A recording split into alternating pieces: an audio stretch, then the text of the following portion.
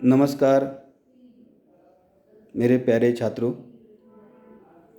BCom भाग 3 में पाठ्यक्रम में जो आपको हिंदी अनिवार्य के लिए जो किताब दी गई है जिसका नाम है प्रभास, इसमें आपको एक लेसन है जिसका नाम है देशाटन, जिसके लेखक है डॉक्टर गोविंद लाल छाबड़ा। ये आपके पाठ्यक्रम में ये लेसन आपको दिया गया है। आज हम इसका अभ्यास करेंगे, तो पढ़ेंगे, इसको समझेंगे। मनुष्य क्रियाशील प्राणी है। उसकी क्रियाशीलता का एक रूप देशाटन भी है। देशाटन का शाब्दिक अर्थ है देश विदेश में घूमना, यानी घुमक्कड़, भ्रमण करना। देशाटन का ये इस शब्द का ये अर्थ है घूमना, भ्रमण करना, देश विदेश में भ्रमण करना। तो मनुष्य ये जो है ये क्रियाशील प्राणी है, ये स्थिर नहीं है, ये क्रियाशील है। उसकी क्रियाशीलता का एक रूप है देशाटन करना, मतलब भ्रमण करना, इधर से उधर भ्रमण करना, इधर से उधर घूमना। जब एक ही स्थान पर रहते रहते मनुष्य ऊब जाता है तो उसकी इच्छा होती है इस रोज़मर्रा की ज़िंदगी से कहीं दूर चला जाए और मनोरंजन करे। यानी एक ही स्थान पर रह रहकर जब मनुष्य ऊब जाता है मतलब बोर हो जाता है, बराबर है। जब मनुष्य एक ही स्थान पर रहकर जब बोर हो जाता है तो उसकी एक इच्छा होती है कि भाई रोज़ रोज़ के ये काम से छुटकारा लेकर वो कहीं घूम कर आए, किसी जगह पर, अच्छी जगह पर वो घूम कर आए, थोड़ा सा उसके जीवन में बदलाव मिल जाता है, बराबर है। इसीलिए उसकी इच्छा होती है कि कहीं हम घूम कर आते हैं। उसकी जिज्ञासा प्रवृत्ति ही उसे कहीं अन्यत्र जाने और वहाँ के सौंदर्य से अपनी जीवन को समरस करने और नवीन वस्तुओं एवं स्थानों को देखने, उनसे नवीन विचारों को ग्रहण करने के लिए प्रेरित करती है। यानी मनुष्य जो है वो जिज्ञासिक प्रवृत्ति का है, मतलब नई नई बातों को जानना, नई नई बातों को सीखना, ये उसकी प्रवृत्ति रही है, ये मनुष्य की प्रवृत्ति है। तो यही प्रवृत्ति उसको अलग अलग स्थानों पर लेकर जाने के लिए प्रवृत्त करती है। फिर वो उन जगहों पर जाकर नई नई बातों को सीखता है, नई नई चीज़ों को वो देखते हैं, नए नए अनुभव वो सीखते हैं, बराबर है। आज का मानव यह भली भांति जानता है कि गति ही जीवन है और रुक जाना मृत्यु है। यानी आज के मानव को, भविष्य के मानव को ये अच्छी तरह से ज्ञात है, ये बात अच्छी तरह से पता है कि चलते रहना ही जीवन है। चलते रहना, निरंतर गतिमान रहना, यही जीवन है। अगर आप रुक गए, थम गए, तो वह मृत्यु के समान है। ये बात मनुष्य को अच्छी तरह से पता है। इतिहासकारों का मत है कि जब से पृथ्वी पर मानव का जन्म हुआ है तभी से उनमें घूमने फिरने की उत्कंठ इच्छा रही है। यानी हमारे जो इतिहासकार है, जिन्होंने हमारे पूर्वजों का इतिहास लिखा है, मनुष्य के जन्म का इतिहास लिखा है, उन लोगों का भी यह मानना है कि मानव का जन्म जब से पृथ्वी पर हुआ तभी से मानव की यही प्रवृत्ति रही है कि वो निरंतर घूमने फिरने की उसकी इच्छा रही है। वो निरंतर घूमते फिरते रहता है। यद्यपि समय के अनुरूप स्थान की सीमा रेखा में अवश्य वृद्धि होती गई है। यानी समय के अनुसार उसके स्थान और उसकी सीमा रेखा जो है वो अवश्य वृद्धिगत होती, मतलब बढ़ती गई है। उसके स्थान अलग अलग होते चले गए, अलग अलग जगहों पर वो घूमने फिरना उसने शुरू किया, और जिस सीमा के भीतर वो पहले घूमता था फिर उस सीमा के पार भी वो जाने लगा है। यानी आज भी मनुष्य जो है वो भारत भर भ्रमण करता है, और जब भारत भर अगर उसका भ्रमण हो चुका है और अगर कोई मनुष्य इस लायक है कि वो विदेश भी घूम सकता है तो वो फिर विदेश भी घूमने चला जाता है, तो वो सीमा के पार भी चला जाता है। प्राचीन काल में मनुष्य मात्र भोजन के लिए घूमता था। यानी इतिहासकारों का ये मानना है कि प्राचीन काल में मनुष्य जो है वो सिर्फ अपने भोजन के लिए, पेट भरने के लिए ही वो भ्रमण किया करता था, घूमता था। कालक्रम से जैसे जैसे मनुष्य की बुद्धि का विकास हुआ वह अन्य लोगों के संपर्क में आया। यानी जैसा जैसा समय बीतता गया, आगे बढ़ता गया, वैसे वैसे मनुष्य के बुद्धि का विकास होता चला गया। और जैसे जैसे मनुष्य का बुद्धि का विकास हुआ वह अन्य लोगों के संपर्क में आता चला गया। यानी उसका घूमने का जो दायरा है, जो सीमा थी, वो बढ़ चुकी थी। सभ्यता के विकास के साथ साथ दूसरी संस्कृतियों और सभ्यताओं से उसका संपर्क हुआ। यानी सब जैसे जैसे उसके बुद्धि का विकास हुआ वैसे वैसे उसकी जो सभ्यता है उसका भी विकास हुआ, और साथ ही साथ उसकी जो दूसरी संस्कृतियों और सभ्यताओं से उसका संपर्क भी हुआ। मानव का नए क्षेत्रों में परिवेश हुआ और फिर मानव जो है वो अलग अलग परिवेश में उसका संपर्क होता चला गया। नवोन्मेष शालिनी प्रतिभाओं का विकास हुआ, नित नई सभ्यताओं का विकास प्रसार हुआ। यानी फिर एक संस्कृति, एक सभ्यता वाला व्यक्ति जो है वो दूसरी संस्कृति और दूसरी सभ्यता के गुट से या समूह से जाकर उसका संपर्क बढ़ता चला गया। वैसे वैसे फिर अलग अलग समूह से मनुष्य का संपर्क बढ़ता चला गया, तो उनकी संस्कृति और उनके सभ्यता में भी विकास होता चला गया। यानी फिर वो होता क्या है कि भाई एक समूह दूसरे समूह के पास से जब संपर्क होता है तब उनके संस्कृति और उनके सभ्यता का आदान प्रदान होता है, लेन देन होता है, अच्छी बातों को सभी लोग उसका ग्रहण करते हैं, तो उनका विकास होता चला जाता है। परिणाम स्वरूप मानव में देश विदेश के रहस्य को जानने समझने की उत्कंठा जागृत हुई।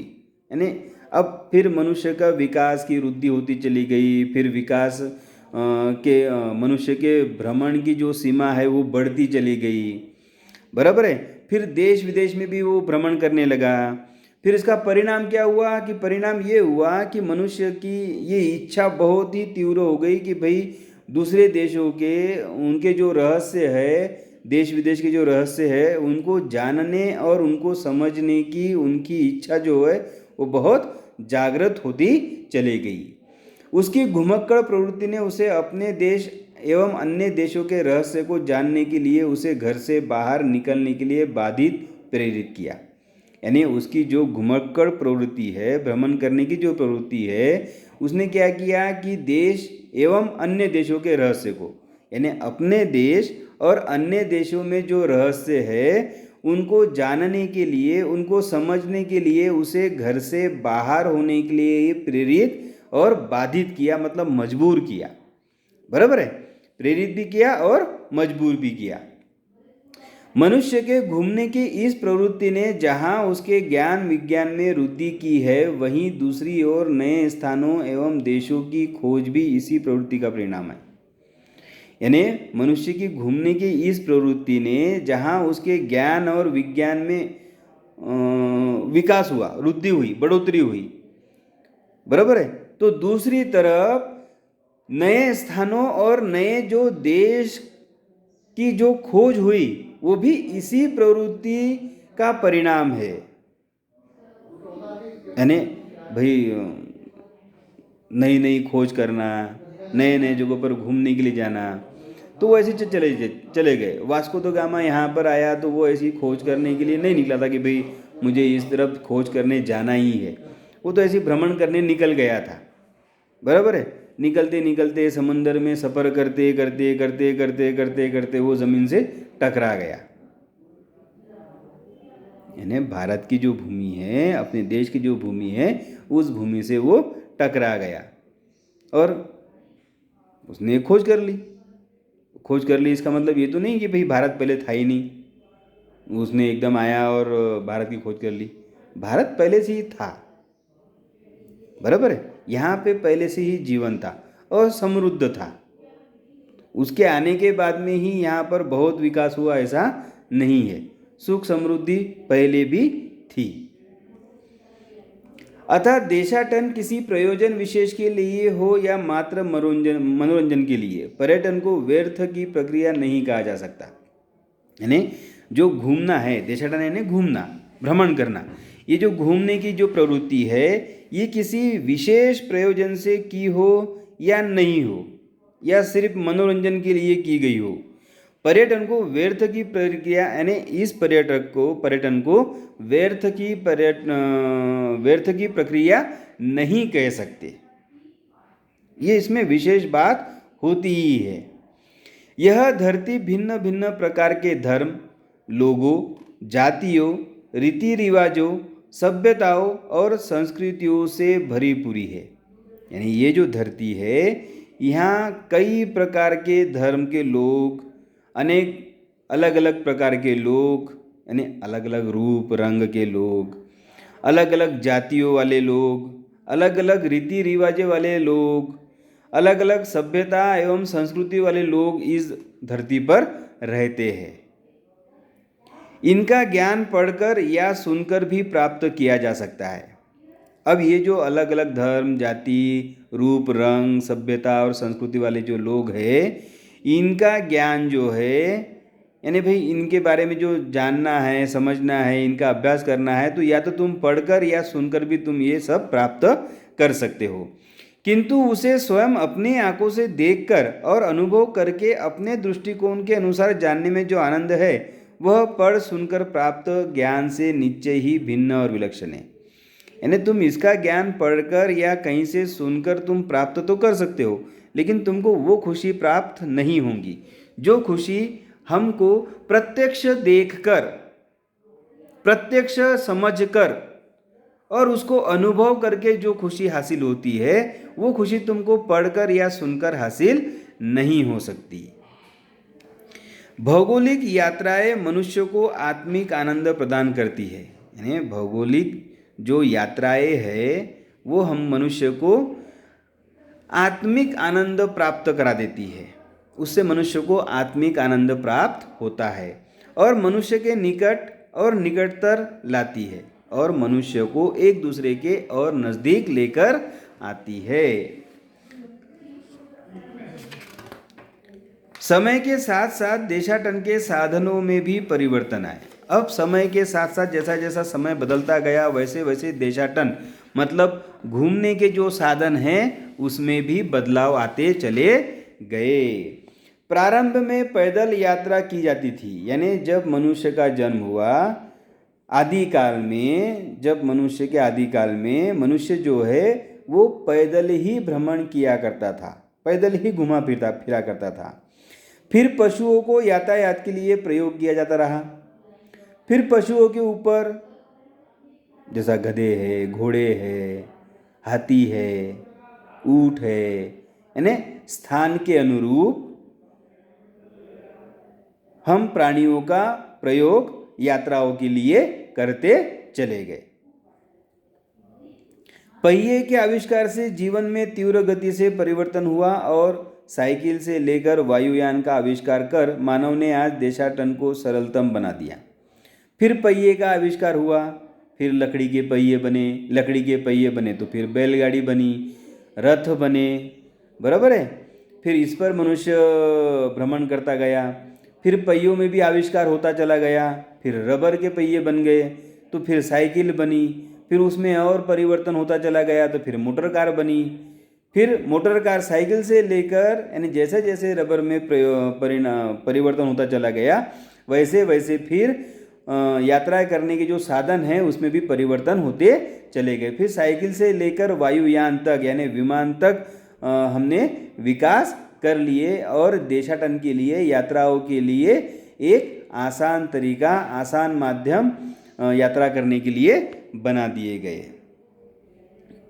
अब मनुष्य का अगला चरण अंतरिक्ष में पहुंचना था, जहां उसने सफल यान भेजकर अपनी अप्रतिम क्षमता का परिचय दिया। यानी अभी तक के तो हम सिर्फ पृथ्वी पर ही भ्रमण करते थे, लेकिन मनुष्य की जो घूमने की जो प्रवृत्ति है वो इतनी बढ़ गई कि फिर उसने अंतरिक्ष में भी भ्रमण करने की क्षमता बना ली और फिर वो यान से अंतरिक्ष में भ्रमण करने का उसने सफल आयोजन भी कर लिया। ठीक है, आज हमने बीकॉम भाग 3 में देशाटन ये पाठ यहाँ पर पढ़ा है।